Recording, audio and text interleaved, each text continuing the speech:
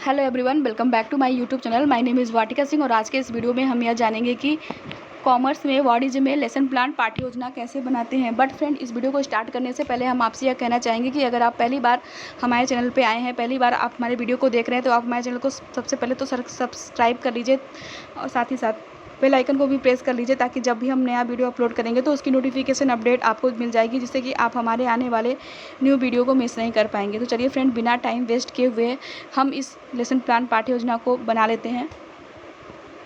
वाणिज्य में कॉमर्स में लेसन प्लान पाठ्य योजना बनाने के लिए आपको सबसे पहले लिखना होता है पाठ्य योजना।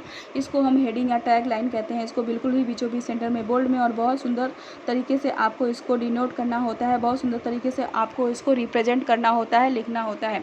तो मैं बता दूं कि यह पाठ्य योजना क्या होता है। पाठ्य योजना किसी भी पाठ के आवश्यक बिंदुओं की एक रूपरेखा होती है, जिसे कि हम पाठ्य योजना लेसन प्लान कहते हैं। उसके बाद आप लिखते हैं विद्यालय का नाम। आप जिस विद्यालय से अपना बीएड बीटीसी डीएड कर रहे होते हैं, उस विद्यालय का आपको यहाँ पे नाम लिखना होता है। उसके बाद आप लिखते हो दिनांक। जिस भी डेट को आप अपनी पाठ्य योजना लेसन प्लान को बनाते हैं, उस डेट को आपको दिनांक में लिखना होता है। उसके बाद आप लिखते हैं विषय। यहाँ पे हमारा विषय कॉमर्स है, इसलिए हमने विषय में कॉमर्स लिखा है। उसके बाद आप लिखते हो चक्र। टीचिंग करने के दौरान जो पीरियड आपको दिया जाता है बच्चों को टीच करने के लिए, पढ़ाने के लिए, उसी पीरियड को आपको चक्र में लिखना होता है। उसके बाद आप लिखते हो कक्षा। जिस भी कक्षा के लिए आप लेसन प्लान पाठ्य योजना को बना रहे होते हैं, उस कक्षा को आपको कक्षा में लिखना होता है।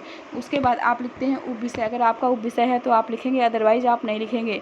यहाँ पे हमारा उप विषय है बैंकिंग, इसलिए हमने उप विषय में बैंकिंग लिखा है। उसके बाद आप लिखते हैं अवधि। टीचिंग करने के दौरान या लेसन प्लान पाठ्य योजना बनाने के दौरान जो समय आपको दिया जाता है, उसी समय को आपको अवधि में लिखना होता है। उसके बाद आप लिखते हो प्रकरण। यहाँ पे हमारा प्रकरण है रिजर्व बैंक ऑफ इंडिया। प्रकरण से मैं बता दूं कि जो प्रकरण होता है वो पाठ का नाम होता है। इसको बिल्कुल ही बीचों बीच सेंटर में बोल्ड में और बहुत सुंदर तरीके से आपको इसको रिप्रेजेंट करना होता है, आपको इसको लिखना होता है। उसके बाद आप एक ऐसी सीधी लाइन खींच देते हैं। इसे हम विषय का इंडेक्स कहते हैं, इसे हम विषय का ब्लॉक भी कहते हैं। इस विषय के इंडेक्स में, इस विषय के ब्लॉक में हमने आपको विषय के बारे में संक्षिप्त में सारी जानकारी आपको यहाँ पे दे रखी है। उसके बाद आप लिखते हो सामान्य उद्देश्य। तो पहले मैं बता दूं कि यह सामान्य उद्देश्य क्या होता है। आप जो विषय आप सामान्य उद्देश्य, आप जो विषय बच्चों को पढ़ाने जा रहे हैं, उस विषय से बच्चा क्या सीखेगा, उसे ही हम सामान्य उद्देश्य कहते हैं और उसे ही हम सामान्य उद्देश्य में लिखते हैं। सामान्य उद्देश्य में हम अपने विषय से रिलेटेड 5, 6, 7, 8 पॉइंट्स लिखते हैं। एक इम्पॉर्टेंट जानकारी मैं आपको यहाँ पे दे दूँ कि जैसे कि आप कॉमर्स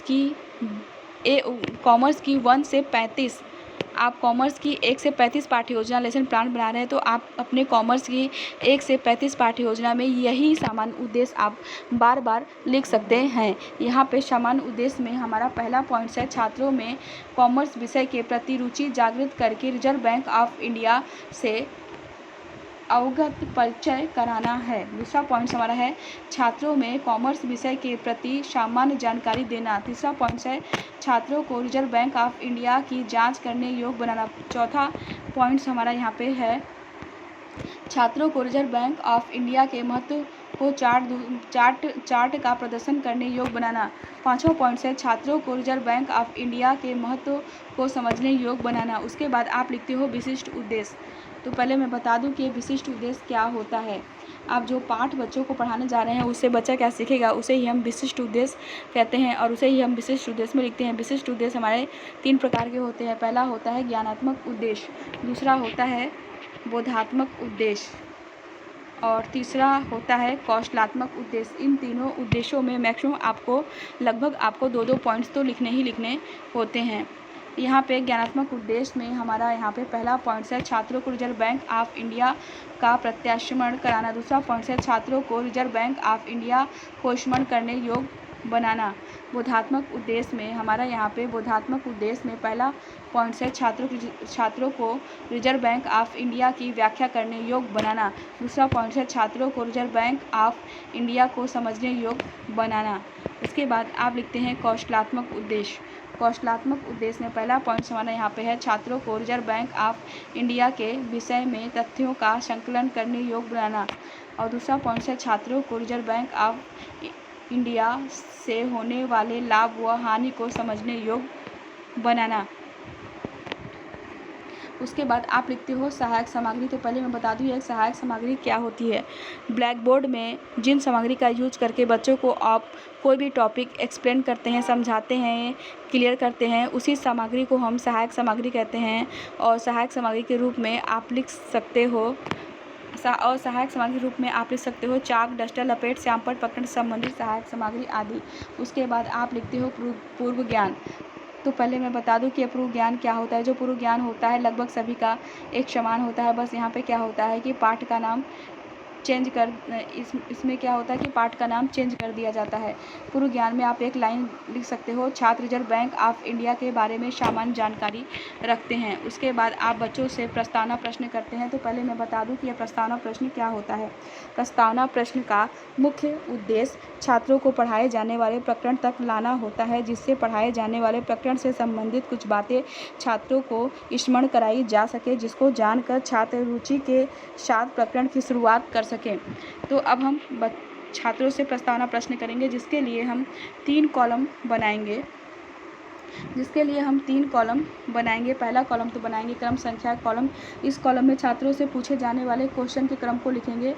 दूसरा कॉलम जो है कि हम बनाते हैं छात्राध्यापक क्रियाओं कॉलम। इस कॉलम में हम छात्रों से प्रश्न पूछेंगे। तीसरा और लास्ट कॉलम जो है कि हम बनाते हैं छात्र छात्रा अनुक्रिया का कॉलम। इस कॉलम में हम छात्रों से पूछे जाने वाले क्वेश्चन के आंसर को देते हैं।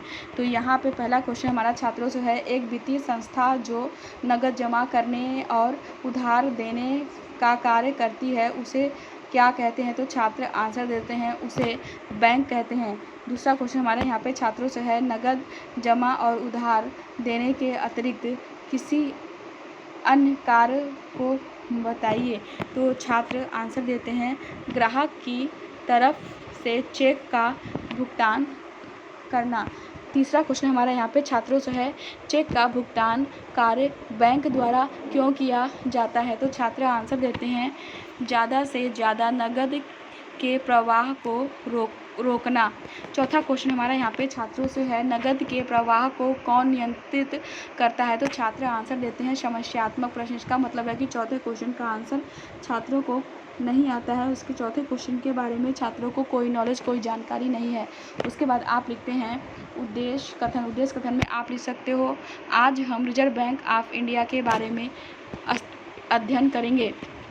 उसके बाद आप लिखते हैं प्रस्तुतिकरण। प्रस्तुतिकरण में आप एक लाइन लिख सकते हो, अध्ययन अध्यापन की सुविधा की दृष्टि से पाठ को 2 पार्ट्स में डिवाइड किया जाता है। उसके बाद आप व्याख्या करते हैं, जिसके लिए 4 कॉलम आप बनाएंगे। पहला कॉलम तो आप बनाते हैं शिक्षण बिंदु का कॉलम। इस कॉलम में आप व्याख्या करने वाले तथ्यों का नाम लिखेंगे। दूसरा कॉलम जो है कि आप बनाते हैं छात्राध्यापक क्रियाओं का कॉलम। इस कॉलम में आप व्याख्या करेंगे। तीसरा कॉलम जो है कि आप बनाते हैं छात्र छात्रा अनुक्रिया का कॉलम। इस कॉलम में आप व्याख्या कर इस कॉलम में आप लिखेंगे छात्र ध्यानपूर्वक व्याख्या को सुनेंगे। उसके बाद आप लास्ट कॉलम बनाते हैं श्यामपट्ट कार्य कॉलम। इस कॉलम में आप व्याख्या करने के बाद मुख्य पॉइंट्स को लिखेंगे। तो अब हम व्याख्या कर लेते हैं। Reserve bank of India Bharat का केंद्रीय बैंक है। यह भारत के सभी बैंकों का संचालन है। Reserve bank of India Bharat की अर्थव्यवस्था को नियंत्रित करता है। भारतीय रिजर्व बैंक की स्थापना रिजर्व बैंक अधिनियम 1934 के प्रावधानों के अनुसार 1 अप्रैल 1935 को हुई थी। रिजर्व बैंक ऑफ इंडिया का केंद्रीय कार्यालय प्रारंभ में कलकत्ता में स्थापित किया गया था। केंद्रीय कार्यालय वह कार्यालय है जहां गवर्नर बैठते हैं और नीतियां निर्धारित की जाती है। यद्यपि ब्रिटिश राज के दौरान प्रारंभ में यह निजी स्वामित्व वाला बैंक हुआ करता था, परंतु स्वतंत्र भारत में 1 जनवरी 1949 में इसका राष्ट्रीयकरण कर दिया गया। इसके बाद से इस पर भारत सरकार का पूर्ण स्वामित्व है। व्याख्या करने के बाद आप श्यामपट्ट कार्य में मुख्य पॉइंट्स के रूप में आप श्यामपट्ट कार्य में मुख्य पॉइंट्स को लिखेंगे।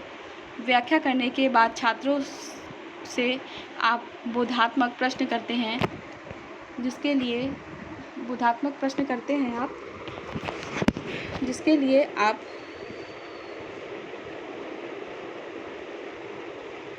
तीन कॉलम बनाएंगे। पहला कॉलम तो आप बनाते हैं क्रम संख्या का कॉलम। पहला कॉलम तो आप बनाते हैं बोधात्मक प्रश्न का कॉलम, जिसमें कि आप छात्रों से पूछे जाने वाले क्वेश्चन के क्रम को लिखेंगे। दूसरा कॉलम जो है कि आप बनाते हैं छात्राध्यापक क्रियाओं कॉलम। इस कॉलम में आप छात्रों से प्रश्न पूछेंगे। तीसरा और लास्ट कॉलम जो है कि आप बनाते हैं छात्र छात्रा अनुक्रिया कॉलम। इस कॉलम में छात्र आपके पूछे जाने वाले क्वेश्चन के आंसर को देते हैं। तो यहाँ पे पहला क्वेश्चन हमारा छात्रों से है, रिजर्व बैंक ऑफ इंडिया की स्थापना कब हुई थी? तो छात्र आंसर देते हैं 1 अप्रैल 1935 में हुई थी। दूसरा क्वेश्चन हमारा यहाँ पे छात्रों से है, रिजर्व बैंक ऑफ इंडिया का केंद्रीय कार्यालय प्रारंभ में कहाँ स्थापित किया गया था? तो छात्र आंसर देते हैं कलकत्ता में स्थापित किया गया था। उसके बोधात्मक प्रश्न छात्रों से करने के बाद आप फिर से व्याख्या करेंगे, जिसके लिए 4 कॉलम आप फिर से बनाएंगे। पहला कॉलम तो आप बनाते हैं शिक्षण बिंदु का कॉलम। इस कॉलम में आप व्याख्या करने वाले तथ्यों का नाम लिखेंगे। दूसरा कॉलम जो है कि आप बनाते हैं छात्राध्यापक क्रियाओं कॉलम। इस कॉलम में आप व्याख्या करेंगे। तीसरा कॉलम जो है कि आप बनाते हैं छात्र छात्रा अनुक्रिया कॉलम। इस कॉलम में आप लिखेंगे छात्र ध्यानपूर्वक व्याख्या को सुनेंगे। चौथा और लास्ट कॉलम जो है कि आप बनाते हैं श्यामपट्ट कार्य के कॉलम। इस कॉलम में आप व्याख्या करने वाले इस कॉलम में आप व्याख्या करने के बाद मुख्य पॉइंट्स के रूप में लिखेंगे श्यामपट्ट कार्य में। अब हम व्याख्या कर लेते हैं। रिजर्व बैंक की स्थापना में बैंकों के मूल कार्य इस प्रकार वर्णित किए गए हैं। पहला, करेंसी नोट जारी करना। 1 रुपये के अलावा जितने भी करेंसी नोट होते हैं उन्हें रिजर्व बैंक जारी इशू करती है। दूसरा है बैंकों का नियंत्रण। भारत की सभी बैंकों को रिजर्व बैंक ऑफ इंडिया नियंत्रित करती है। इसके लिए वह ब्याज दर, रेपो रेट इत्यादि का प्रयोग करती है। दूसरा, सरकार तथा अन्य बैंकों की बैंक। रिजर्व बैंक भारतीय सरकार तथा अन्य बैंकों के लिए एक बैंक का काम करती है। यदि कोई भी बैंक आर्थिक समस्या में पड़ जाए तो वह रिजर्व बैंक ऑफ इंडिया से ऋण लोन ले सकती है। सरकार को सलाह देना। देश की अर्थव्यवस्था से जुड़े किसी भी विषय पर यदि केंद्रीय सरकार रिजर्व बैंक ऑफ इंडिया से सलाह लेना चाहे तो वह ले सकती है। विदेशी मुद्रा, फॉरेन एक्सचेंज। विदेशी मुद्रा का नियंत्रण करना रिजर्व बैंक ऑफ इंडिया का कर्तव्य है। बैंकिंग आदतों का प्रोत्साहन। भारत एक विकासशील देश है। आज भी कई लोग बैंक का प्रयोग नहीं करते हैं। लोगों को बैंकों का उपयोग करने के लिए प्रोत्साहित करना रिजर्व बैंक का कार्य है। व्याख्या करने के बाद आप बोधात्मक प्रश्न करते हैं छात्रों से, जिसके लिए 3 कॉलम आप बनाएंगे। पहला कॉलम तो आप बनाते हैं बोधात्मक प्रश्न का कॉलम। इस कॉलम में आप छात्रों से पूछे जाने वाले क्वेश्चन के क्रम को लिखते हैं। दूसरा कॉलम जो है कि आप बनाते हैं छात्राध्यापक क्रियाओं कॉलम। इस कॉलम में आप छात्रों से प्रश्न पूछते हैं। तीसरा और लास्ट कॉलम जो है कि आप बनाते हैं छात्र छात्रा अनुक्रिया कॉलम। इस कॉलम में छात्र आपके पूछे जाने वाले क्वेश्चन के आंसर को देते हैं। तो यहाँ पे पहला क्वेश्चन हमारा छात्रों से है, 1 रुपये के अलावा जितने भी करेंसी नोट होते हैं उन्हें कौन जारी करती है? तो छात्र आंसर देते हैं रिजर्व बैंक ऑफ इंडिया जारी करती है। दूसरा क्वेश्चन हमारा यहाँ पे छात्रों से है, रिजर्व बैंक भारतीय सरकार तथा अन्य बैंकों के लिए क्या कार्य करती है? तो छात्र आंसर देते हैं एक बैंक का कार्य करती है। एक बैंक का कार्य करती है। उसके बाद आप छात्रों को गृह कार्य देंगे। गृह कार्य के रूप में आप छात्रों को दे सकते हो, बच्चों आप सब रिजर्व बैंक ऑफ इंडिया के कार्यों के बारे में अच्छे से पढ़कर आइएगा। इस तरह से आप वाणिज्य कॉमर्स में ईजी और आसानी ढंग से अपने लेसन प्लान पाठ्य योजना को खुद से बना सकते हैं। तो हम आपसे फिर से मिलते हैं अपने नेक्स्ट वीडियो में। Thank you for watching my video and subscribe my channel. Make sure friends, इसे वीडियो को देखकर आप खुद से लेसन प्लान पाठ्य योजना बनाने के लिए ज़रूर ट्राई करिएगा। इस वीडियो में आप मुझे अपना फीडबैक ज़रूर दीजिएगा। अपना प्यार जिस तरीके से आप मुझे देते आए हैं उस तरीके से देते रहिएगा। इसी आशा के साथ आपसे मैं अब विदा लेती हूँ। Thank you so much.